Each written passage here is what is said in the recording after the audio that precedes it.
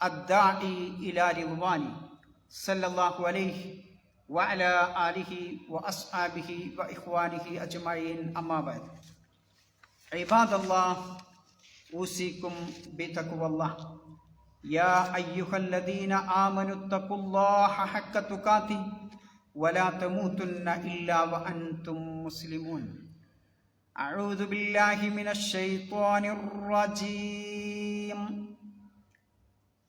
سبحان الذي أسرى بعبده ليلا من المسجد الحرام إلى المسجد الأقصى الذي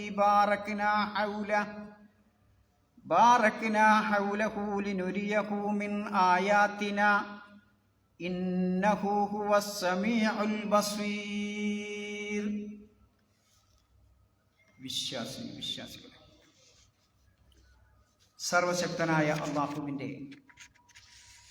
നിയമനിർദ്ദേശങ്ങൾ ജീവിതത്തിലുടനീളം പാലിച്ച് ജീവിക്കണമെന്ന് എല്ലാവരോടും വസിയത്ത് ചെയ്യുന്നു. വത്തഖുല്ലാഹ മസ്തതാഅതും. സഹോദരന്മാരെ, ഏത് നിമിഷവും ദുനിയാവിനോട് വിട പറയേണ്ടവരാണ് എന്ന ചിന്തയോടു കൂടിയായിരിക്കണം ഓരോ നിമിഷവും നാം മുന്നോട്ട് നയിക്കുന്നത്. അത്തരം ഭക്തന്മാരുടെ കൂട്ടത്തിൽ റബ്ബ് തമ്പുരാൻ നമ്മെ ഉൾപ്പെടുത്തി അനുഗ്രഹിക്കുമാറാവട്ടെ. സഹോദരന്മാരെ, ഞാനും നിങ്ങളുമൊക്കെ അടങ്ങുന്ന മനുഷ്യകുലത്തിൻ്റെ ദൃഷ്ടിയിൽ ഓരോ മനുഷ്യനോടും ചോദിച്ചാൽ ഈ ലൗകിക ജീവിതത്തിലെ ഏറ്റവും ആദരണീയമായ ആദരിക്കപ്പെടുന്ന പൊസിഷൻ ഏതാണെന്ന് ചോദിച്ചാൽ ഓരോരുത്തരും ദുനിയാവിൽ ഓരോ പൊസിഷൻ ഇങ്ങനെ പറയും. ഒരാൾ പറയും CEO ആണ്, അല്ലെങ്കിൽ ഇന്ന സ്ഥാപനത്തിൻ്റെ മേധാവിയാണ്, അല്ലെങ്കിൽ ആ സ്ഥാപനത്തിൻ്റെ GM ആണ്, ജനറൽ മാനേജറാണ്, അല്ലെങ്കിൽ അതിൻ്റെ ചെയർമാനാണ്. ഇങ്ങനെ തുടങ്ങി എണ്ണിയാലൊതുങ്ങാത്ത ഒരുപാട് പൊസിഷൻ്റെ IAS IPS തുടങ്ങി ഒരുപാട് പൊസിഷൻ്റെ പേരുകൾ ഇങ്ങനെ ആളുകളുടെ ദൃഷ്ടിയിലുള്ളതൊക്കെ പറയും, അവിടെ ചിന്തയിൽ വരുന്നതൊക്കെ പറയും. എന്ന സഹോദരന്മാരെ, ചിന്താ വിഷയം അല്ലാഹുവിൻ്റെ അടുക്കൽ ഏറ്റവും മഹത്തായ ആദരിക്കപ്പെടുന്ന ഏറ്റവും വലിയ പൊസിഷൻ എന്ന് പറയുന്നത് ഏതാ? നാം ഇന്നേ വരെ അതിനെപ്പറ്റി ചിന്തിച്ചിട്ടുണ്ടോ? ആ പൊസിഷനാണ് അൽ ഉബൂദിയ്യത്തു ലില്ലാഹ്. ഈ ഐഹിക ജീവിതത്തിൽ അല്ലാഹുവിൻ്റെ അടിമയായി ജീവിക്കുക എന്നതാണ് ഈ ലോകത്ത് നമുക്ക് നേടിയെടുക്കാൻ പറ്റുന്ന ഏറ്റവും വലിയ പൊസിഷൻ. അതാണ് അല്ലാഹുവിൻ്റെ അടുക്കൽ ഏറ്റവും ആദരണീയമായിട്ടുള്ളത് എന്നതാണ് വിശുദ്ധ ഖുർആൻ, ഇസ്ലാം നമ്മെ പഠിപ്പിക്കുന്നത്.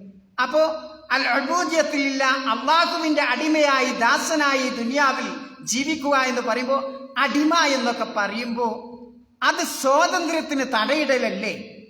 ആ സ്വാതന്ത്ര്യത്തിന് നിയന്ത്രണം വെക്കലല്ലേ?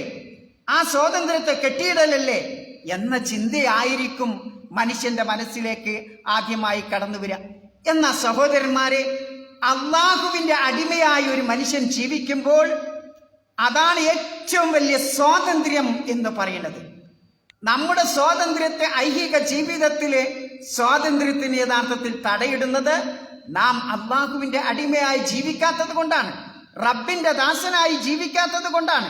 കാരണം ആലോചിച്ചു നോക്കൂ, അല്ലാഹുവിൻ്റെ അടിമയായി ജീവിക്കുന്ന ഒരു മനുഷ്യനെ സംബന്ധിച്ചിടത്തോളം അവനൊരു ഉത്കണ്ഠയില്ല, അവനൊരു ദുഃഖമില്ല, ഒരു പ്രയാസവുമില്ല. കാരണം എല്ലാം അല്ലാഹുവിലേക്ക് ബരമേൽപ്പിക്കുന്നു അടിമ. ഏത് കാര്യം വന്നാലും റബ്ബിലേക്ക് ബരമേൽപ്പിക്കുമ്പോൾ പിന്നെ അവൻ എന്താ പ്രയാസം? ഒരു പ്രയാസമില്ല.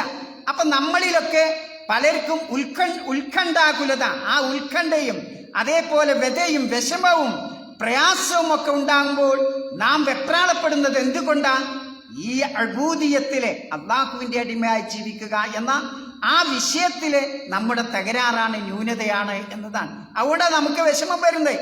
ഞാനടങ്ങുന്ന, നിങ്ങളടങ്ങുന്ന എല്ലാ മനുഷ്യർക്കും എന്തുകൊണ്ട് അവൻ വെപ്രാളപ്പെടുന്നു എന്ന് ചോദിച്ചാൽ അബ്ദുലില്ല എന്നതിലെ ആ പോരായ്മയാണ് എന്നതാണ് വിശുദ്ധ ഖുർആൻ, പ്രവാചകൻ സല്ലല്ലാഹു അലൈഹി വസല്ലമയുടെ ചരിത്രവും നമ്മെ പഠിപ്പിക്കും. ഇനി ഒരാൾ അല്ലാഹുവിൻ്റെ അടിമയായി ജീവിച്ചില്ല എന്ന് കൂട്ടാം എങ്കിൽ അവന് പോകുന്ന വഴി റൂട്ട് ഏതായിരിക്കും? ഏതെങ്കിലും ആൾ ദൈവങ്ങളുടെ അടിമയായിരിക്കും അവൻ. ഏതെങ്കിലും വ്യാജ ദൈവങ്ങളുടെയോ ബിംബങ്ങളുടെയോ ആ രൂപത്തിലുള്ള കല്ലിന്റെയും മുള്ളിന്റെയും ഒക്കെ അടിമയായിട്ടായിരിക്കും അവൻ ജീവിക്കുന്നത്. ആലോചിച്ചു നോക്കൂ നിങ്ങൾ. എത്ര വലിയ IAS കാരനായാലും റബ്ബിനെ ആരാധിക്കാത്ത മനുഷ്യൻ ഏതെങ്കിലും വ്യാജ ദൈവത്തെ ആരാധിക്കുന്നവനായിട്ടാണ് നാം വരുന്നത്. അതുകൊണ്ട് സഹോദരന്മാരെ, ഈ ദുനിയാവിൽ നമുക്ക് ലഭിക്കാവുന്ന ഏറ്റവും വലിയ ബാഡ്ജ്, ഏറ്റവും വലിയ അന്തസ്സിന്റെയും മഹത്വത്തിന്റെയും പ്രതാപത്തിന്റെയും ബാഡ്ജ് എന്ന് പറയുന്നത് യഥാർത്ഥത്തിൽ ഈ അബ്ദുല്ല അൽ ഉബൂദിയ, അള്ളാഹുവിന് അടിമയായി ജീവിക്കുക എന്നുള്ളതാണ്.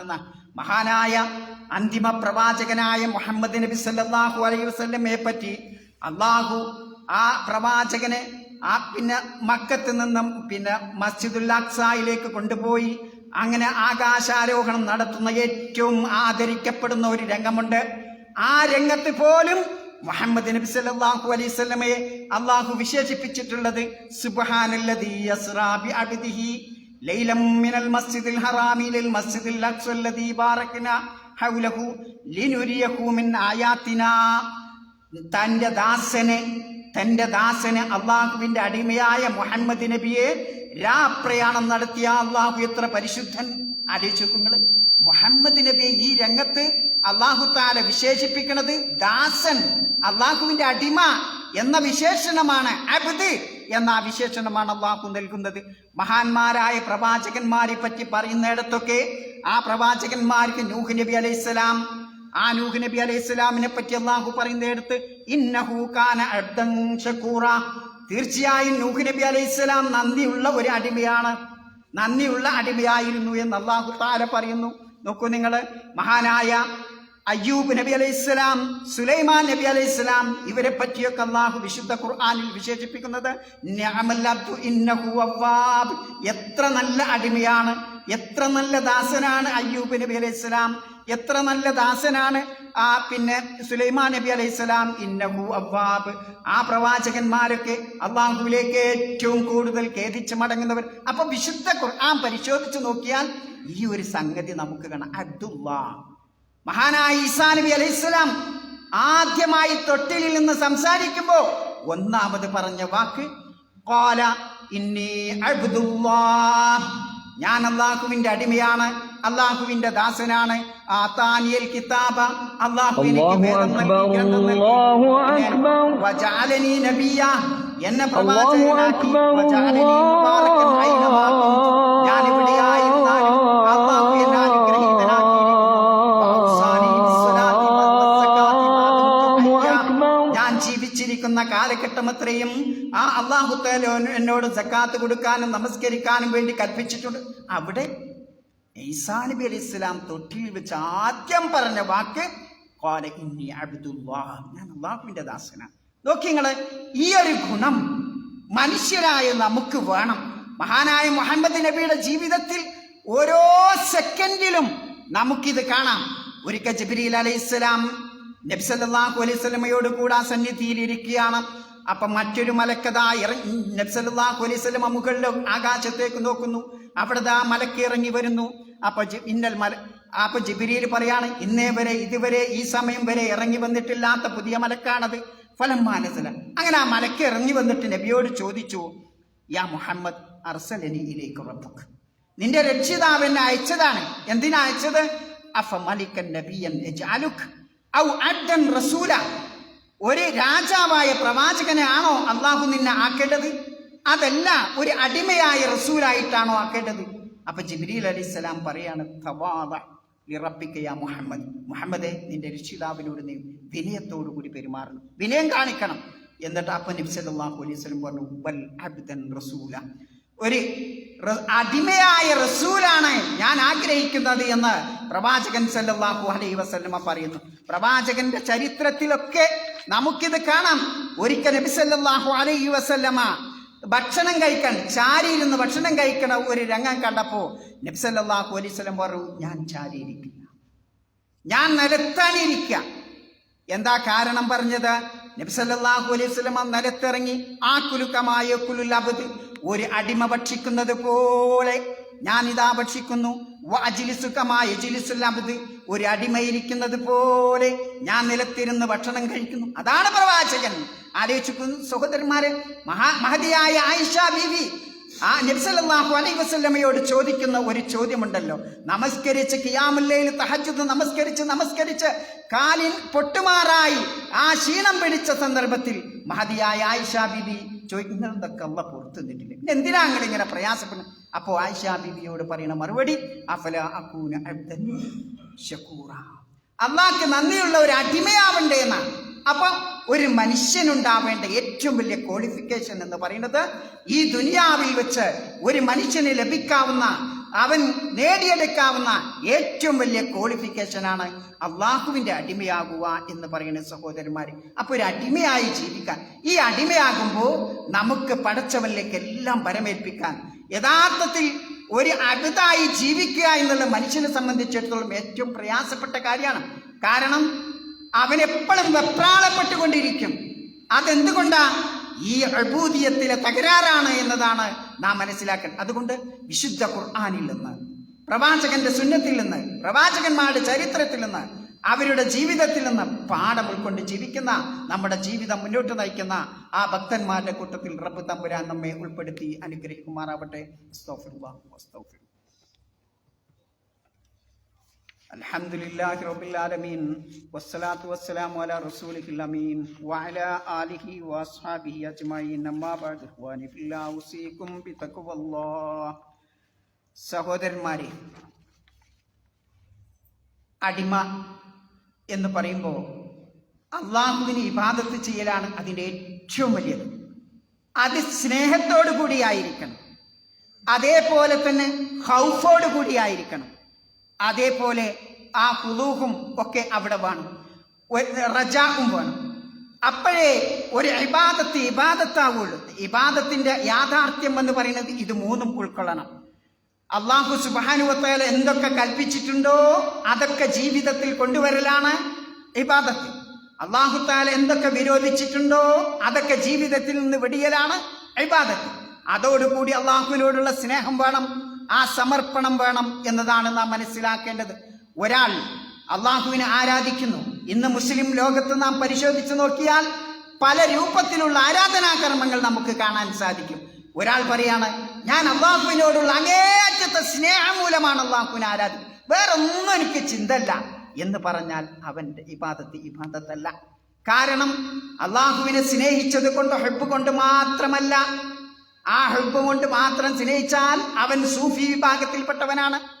എന്നാൽ മറ്റൊരാൾ പറയാണ്, ഞാൻ അള്ളാഹുവിന്റെ നരകത്തെ ഭയപ്പെട്ടുകൊണ്ടാണ് അള്ളാഹുവിനെ ആരാധിക്കുന്നത്, അത് മാത്രമാണ് എൻ്റെ ചിന്ത എന്ന് പറഞ്ഞാൽ അതും വിഭാഗത്തല്ല. അവനാരാണ്? ഖവാരിജികൾപ്പെട്ടവനാണ്.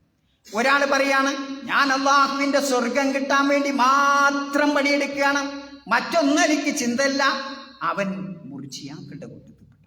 സഹോദരന്മാരെ, അപ്പൊ യഥാർത്ഥ തൗഹീദി വിശ്വാസം എന്ന് പറയുന്നത് അള്ളാഹുവിനെ സ്നേഹിക്കണം, മഹബത്ത് വേണം, അള്ളാഹുവിന്റെ നരകത്തെ ഭയപ്പെടണം, അള്ളാഹുവിന്റെ സ്വർഗം കാംക്ഷിക്കുകയും വേണം. ഇതാണ് യഥാർത്ഥത്തിൽ നമുക്കുണ്ടാവേണ്ടത്. അതുകൊണ്ടാണ് പ്രവാചകന്മാരൊക്കെ അള്ളാഹുവിന്റെ സാമീപ്യം ലഭിച്ചിട്ടുള്ള മാലാക്കന്മാര്, പ്രവാചകന്മാര്, ഔലിയാക്കള്, അവര് പറയുന്ന വാക്ക് നോക്കൂ നിങ്ങൾ, ഉലൈകല്ലദീന യദ്ഊന യബ്തഗൂന ഇലാ റബ്ബിഹിമുൽ വസീല. അള്ളാഹുവിനെ പുറമെ ഈ ആള് വിളിച്ച് പ്രാർത്ഥിക്കുന്ന ഈ ആൾ ദൈവങ്ങളൊക്കെ ഉണ്ടല്ലോ, ഈ ആളുകളൊക്കെ അവർ പോലും അള്ളാഹുവിലേക്കുള്ള സാമീപ്യം ലഭിക്കാനുള്ള മാർഗം തേടുകയാണ്. അയ്യുക്കും അക്രബ്, അവരിൽ ഏറ്റവും സമീപസ്ഥനായ ആള് പോലും, അഥവാ മലക്ക് പോലും, ആ അമ്പിയാക്കള് പോലും അള്ളാഹുവിന്റെ സാമീപ്യം കിട്ടാൻ വേണ്ടി തേടിക്കൊണ്ടിരിക്കുകയാണ്. പിന്നെ അവർക്കുള്ള സ്വഭാവം വയർജൂന റഹ്മത്തഹു, അള്ളാഹുവിന്റെ കാരുണ്യം അവർ തേടിക്കൊണ്ടിരിക്കുകയാണ്. വയഖാഫൂന അദാബഹു, അള്ളാഹുവിന്റെ നരകശിക്ഷയെ ഭയപ്പെടുകയാണ്. ആലോചിക്കുക, ഈ മൂന്ന് സ്വഭാവമാണ്. അള്ളാഹുവിനെ സ്നേഹിക്കണം, അള്ളാഹുവിന്റെ സ്വർഗം കാംക്ഷിക്കണം, അള്ളാഹുവിന്റെ നരകശിക്ഷയെ ഭയപ്പെടണം. ഇതാവണം ഏത് നമസ്കരിക്കുമ്പോൾ, ഒരു വിശ്വാസി ഒരു പ്രവർത്തനം ചെയ്യുമ്പോൾ, ഒരു പുഞ്ചിരിക്കുമ്പോൾ പോലും, മറ്റവനൊരു നല്ല വാക്ക് പറയുമ്പോൾ പോലും അവനുണ്ടാവേണ്ട ചിന്ത, ഞാൻ റബ്ബിനെ സ്നേഹിച്ചുകൊണ്ടാണ്, റബ്ബിന്റെ നരകത്തെ ഭയപ്പെട്ടുകൊണ്ടാണ്, റബ്ബിന്റെ സ്വർഗം കാംക്ഷിച്ചുകൊണ്ടാണ് ഞാൻ ഈ ജോലി ചെയ്യുന്നത്, ഇബാദത്ത് ചെയ്യും എന്ന ബോധത്തോടു കൂടി ചെയ്യും. അല്ലെങ്കിൽ സഹോദരന്മാരെ, യഥാർത്ഥത്തിൽ അത് ഉബൂദിയത്തുലില്ല എന്നറിയപ്പെടൂല. അപ്പോഴേ ഉബൂദിയത്തുലില്ല ഈ ദുനിയാവിൽ നമുക്ക് ഇപ്രകാരം വിശുദ്ധ ഖുർആനിൽ നിന്നും പ്രവാചകന്റെ സുന്നത്തിൽ നിന്നും പാഠം ഉൾക്കൊണ്ടുകൊണ്ട് ജീവിക്കുന്ന ഭക്തരുടെ കൂട്ടത്തിൽ റബ്ബ് തമ്പുരാൻ നമ്മെ ഉൾപ്പെടുത്തി അനുഗ്രഹിക്കുമാറാവട്ടെ. അള്ളാഹുവേ, ഞങ്ങളിൽ നിന്ന് മുമ്പേ കടന്നുപോയ ഞങ്ങളുടെ മാതാപിതാക്കൾ, ഞങ്ങളുടെ ഗുരുനാഥന്മാർ, ഞങ്ങളുടെ ബന്ധുമിത്രാദികൾ, സഹോദരി സഹോദരന്മാർ, അവർക്കൊക്കെ മഗ്ഫിറത്തും മർഹമത്തും നൽകി എൻ്റെ ജന്നാത്തുൽ ഫിർദൗസിൽ അവരോടൊപ്പം നാളെ ജന്നാത്തുൽ ഫിർദൗസിൽ ഞങ്ങളെ നീ ഒരുമിച്ച് കൂട്ടണമേ. അള്ളാഹുവേ, ഞങ്ങളിൽ നിന്ന് രോഗമായി പ്രയാസപ്പെട്ടു നിൽക്കുന്ന ഒരുപാട് സഹോദരന്മാർ, വസിയത്ത് ദുആ കൊണ്ട് വസിയത്ത് ചെയ്ത ഒരുപാട് ആളുകൾ, അവരുടെയൊക്കെ നല്ല ഉദ്ദേശം നീ പൂർത്തിയാക്കി കൊടുക്കണേ തമ്പുരാനെ. اللهم اغفر للمؤمنين والمؤمنات والمسلمين والمسلمات الأحياء منهم والأموات. اللهم آت نفوسنا تقواها وزكها أنت خير من زكاها أنت وليها ومولاها. اللهم أجرنا من النار. ربنا آتنا في الدنيا حسنة وفي الآخرة حسنة وقنا عذاب النار.